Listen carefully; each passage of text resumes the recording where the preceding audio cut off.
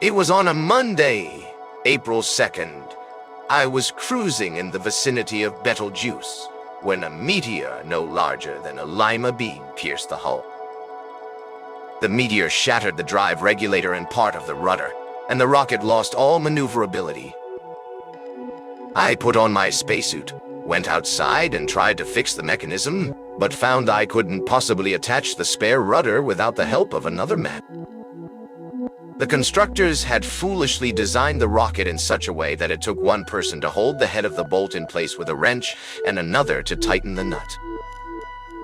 I spent several hours trying to grip the wrench with my feet while using both hands to screw on the nut at the other end. I was getting nowhere and had already missed lunch. Finally, just as I almost succeeded, the wrench popped out from under my feet and went flying off into space. I watched helplessly as it sailed away, growing smaller and smaller against the starry sky. After a while, the wrench returned in an elongated ellipse, but though it had now become a satellite of the rocket, it never got close enough for me to retrieve it. I went back inside and, sitting down to a modest supper, considered how best to extricate myself. Meanwhile, the ship flew on, straight ahead, its velocity steadily increasing. I discovered the overheated atomic pile had ruined my very best cut of sirloin.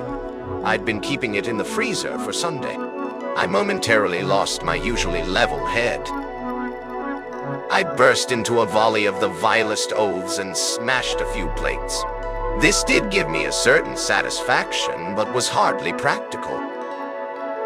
The sirloin I threw overboard instead of drifting off into the void revolved about the rocket, a second artificial satellite, which produced a brief eclipse of the sun every 11 minutes and 4 seconds. To calm my nerves, I calculated till evening the components of its trajectory. I figured out that for the next 6 million years, the sirloin, rotating about the ship in a circular path, would lead the wrench, then catch up with it from behind and pass it again. Finally, exhausted by these computations, I went to bed. In the middle of the night, I had the feeling someone was shaking me by the shoulder. I opened my eyes and saw a man standing over the bed. His face was strangely familiar. "Get up! Take the pliers! We're going out and screwing on the rudder bolts." "I know for a fact that you aren't there. I'm alone on this rocket, and have been now for 2 years. Therefore, you are a dream, and nothing more." He pointed to the 2 warts, big as strawberries, on his left cheek. Instinctively, I clutched my own face. Yes, I had 2 warts, exactly the same, and in that very place. He was the spitting image of myself. "Leave me alone. If you are me, it only proves you don't exist." He shouted, "You'll regret this, knucklehead, and you'll find out too late that this was not a dream." But I didn't budge. In the morning, I opened my eyes and immediately recalled that curious nocturnal episode. Sitting up in bed, I thought about what strange tricks the mind can play. After breakfast, I took to leafing through the ship's library, searching the textbooks for some way out of this predicament. But I didn't find a thing. So I spread my star map out on the table, and in the light of nearby Betelgeuse, obscured every so often by the orbiting sirloin, examined the area for any cosmic civilization that might come to my aid. This was a complete stellar wilderness, avoided by all vessels, for in it lay gravitational vortices, 147 of them in all, whose existence was explained by 6 astrophysical theories, each saying something different. The Cosmonautical Almanac warned of them, in view of the incalculable relativistic effects that passage through a vortex could bring, particularly when traveling at high velocities. According to my calculations, I would be making contact with the edge of the first vortex at around 11. I hurriedly prepared lunch, not wanting to face the danger on an empty stomach. I had barely finished drying the last saucer when the rocket began to pitch and heave in every direction, till all objects not tied down went flying from wall to wall like hail. With difficulty, I crawled over to the armchair and lashed myself to it as the ship tossed about with ever-increasing violence. I noticed a sort of pale lilac haze forming on the opposite side of the cabin, and in the middle of it, between the sink and the stove, a misty human shape, which had on an apron and was pouring omelette batter into a frying pan. The shape looked at me with interest, but without surprise, then shimmered and was gone. I rubbed my eyes.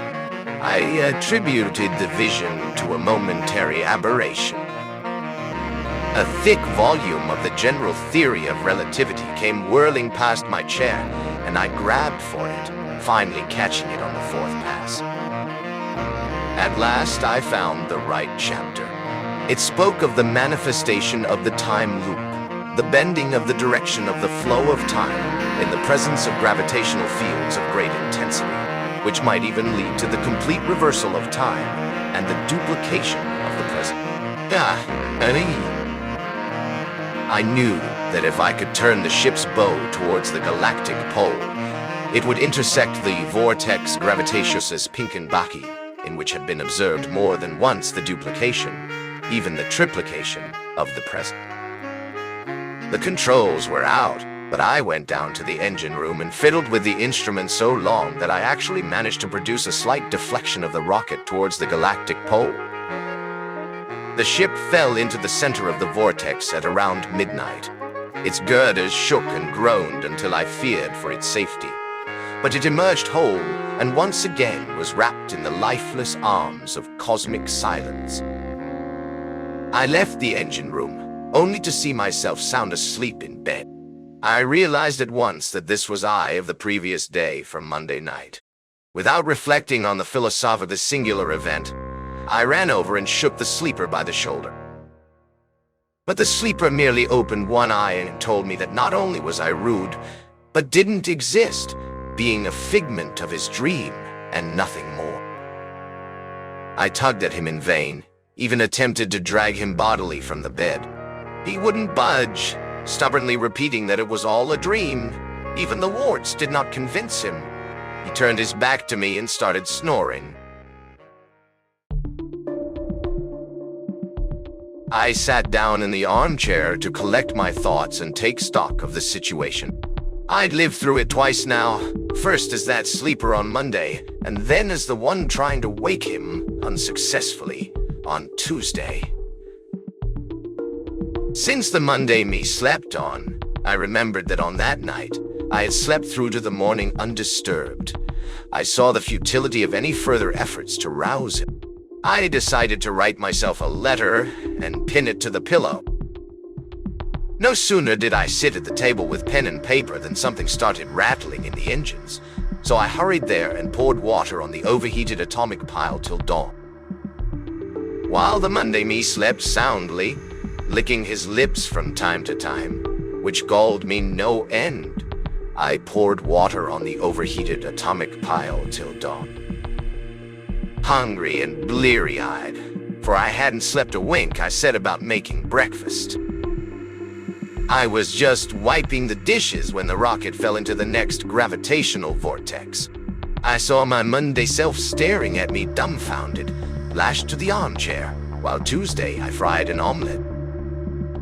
Then a lurch knocked me off balance. Everything grew dark and down I went.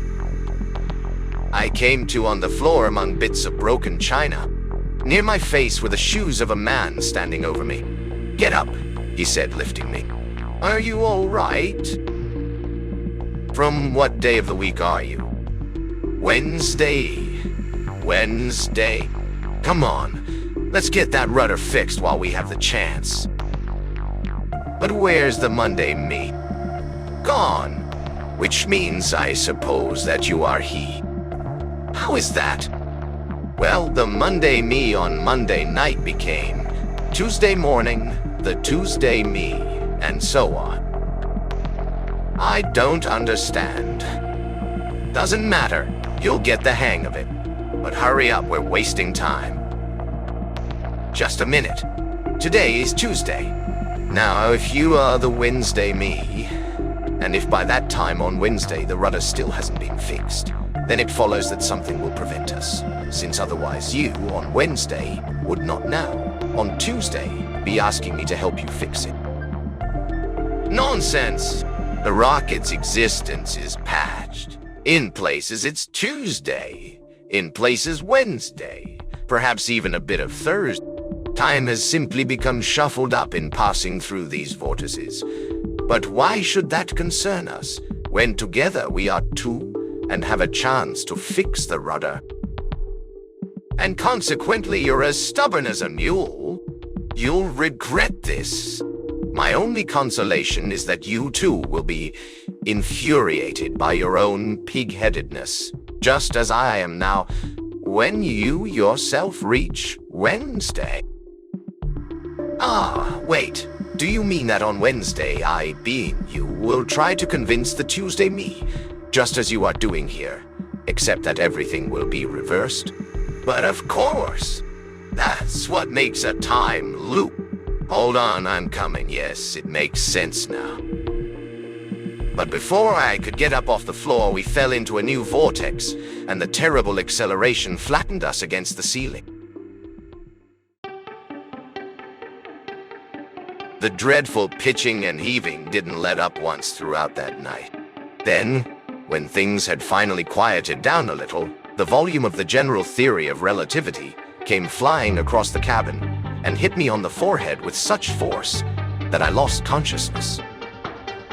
When I opened my eyes, I saw broken dishes and a man sprawled among them. I immediately jumped to my feet and lifted him. Get it up! Are you all right? I think so. From what day of the week are you? Wednesday, Ijon. Come on, let's get that rudder fixed while we have the chance. But where's the Monday me? Gone, which means that you are he. Just a minute. Today is Tuesday.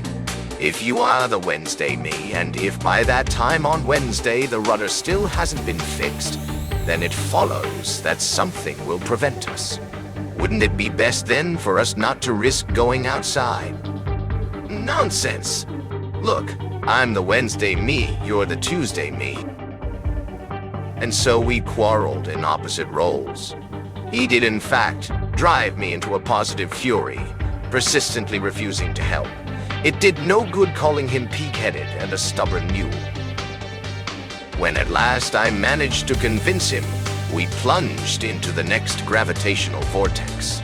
I was in a cold sweat, fearing we might go around this time, loop repeating ourselves for all eternity. But luckily, that didn't happen. By the time the acceleration had slackened enough for me to stand, I was alone once more in the cabin. Only the localized existence of Tuesday, which until now had persisted in the vicinity of the sink, had vanished, becoming a part of the irretrievable past. I rushed to the map, found a quite promising vortex, and by manipulating the engines aimed the rocket to intersect it at the very center. True, it had two foci side by side, but I was too desperate to concern myself with this anomaly. After several hours in the engine room, my hands were filthy, so I went to wash them. The bathroom was locked. From inside came the sounds of someone gargling. Who's there?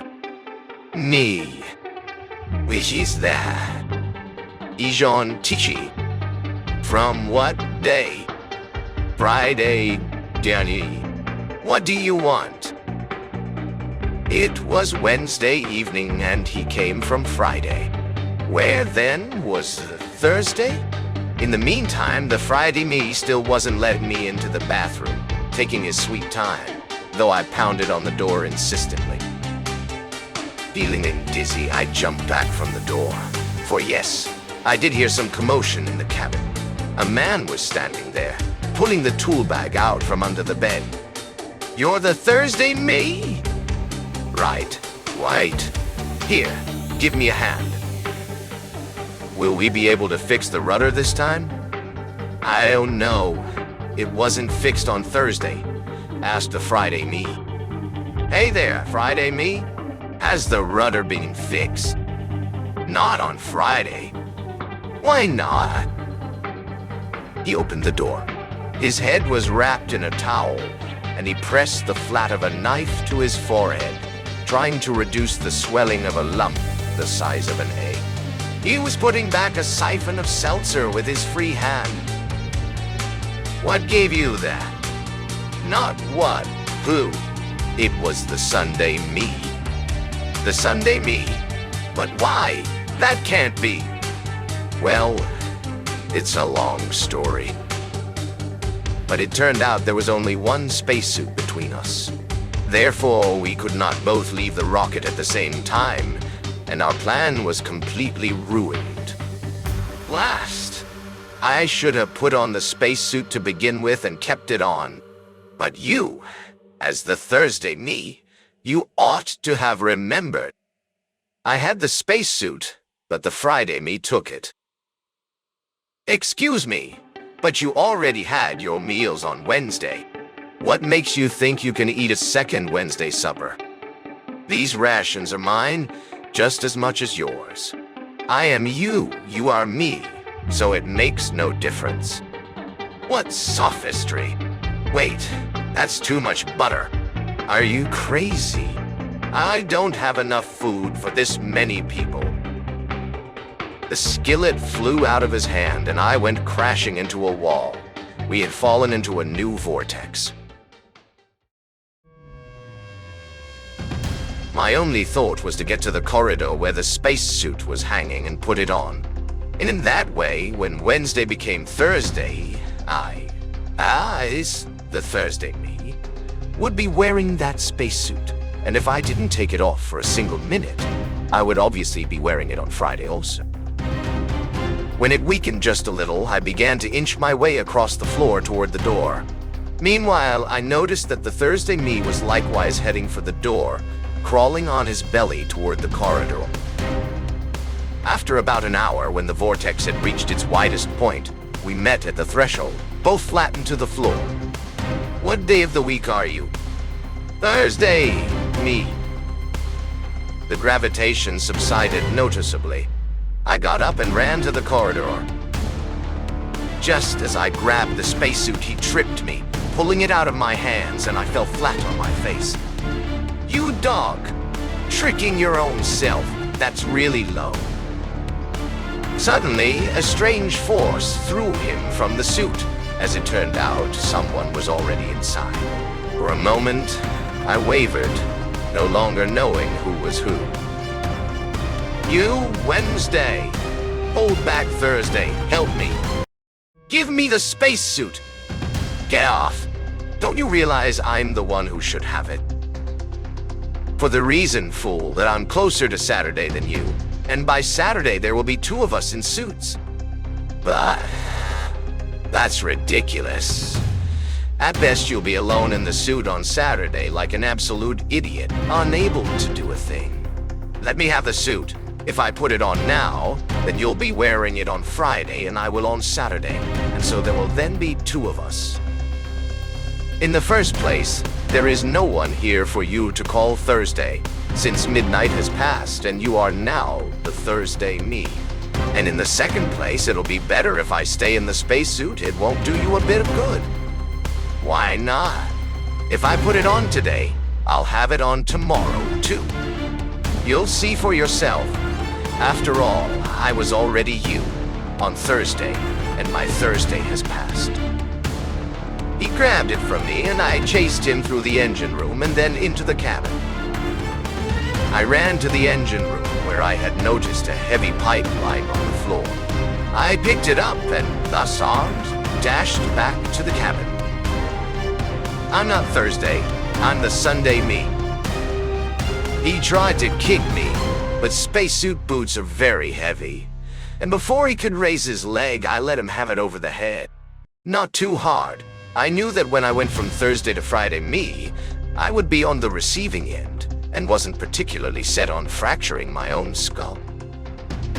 The Friday me fell with a groan, holding his head, and I brutally tore the spacesuit off him, while he made for the bathroom on wobbly legs, muttering, "Where's the cotton? Where's the seltzer?" I quickly began to don the suit, until I noticed, sticking out from under the bed, a human foot. Under the bed lay a man, hurriedly bolting down the last bar of milk chocolate I had stored away for a rainy sidereal day. "Leave that chocolate alone. Who are you anyway? The Thursday me? The Sunday me?" Either he was lying, in which case there was nothing to worry about, or telling the truth, and if he was, I faced a clobbering for sure. Because the Sunday me was the one who had hit the Friday me, and the Friday me told me so himself. "If you're the Sunday me, where's your spacesuit?" "I'll have it in a minute." The next thing I saw was a bright flash, like a few dozen supernovas going off at once, after which I lost consciousness. I came to, sitting on the floor of the bathroom. Someone was banging on the door. I attended to my bruises and bumps, but he kept pounding away. It turned out to be the Wednesday me. After a while, I showed him my battered head. There was more running around and yanking off of spacesuits. On Saturday morning, I crawled under the bed to see if there wasn't some chocolate left in the suitcase. Someone started pulling at my foot as I ate the last bar.